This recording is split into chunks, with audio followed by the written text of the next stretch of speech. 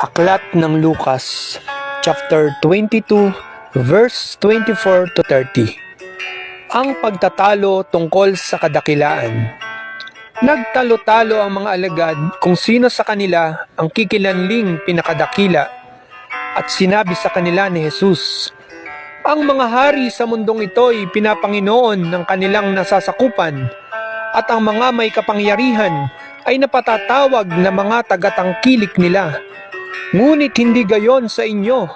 Sa halip, ang pinakadakila ang dapat lumagay na siyang pinakabata, at ang namumuno'y tagapaglingkod. Sino ba ang higit na dakila? Ang nakadulog sa hapag o ang naglilingkod? Hindi ba ang nakadulog sa hapag?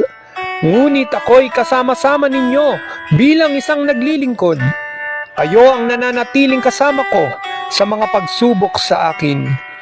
Kung paanong pinaglalaanan ako ng Ama ng Kaharian, gayon din naman, pinaglalaanan ko kayo ng dako sa aking kaharian. Kayo'y kakain at iinom na kasalo ko, at luluklok sa mga trono upang mamahala sa 12 angkan ng Israel. Amen.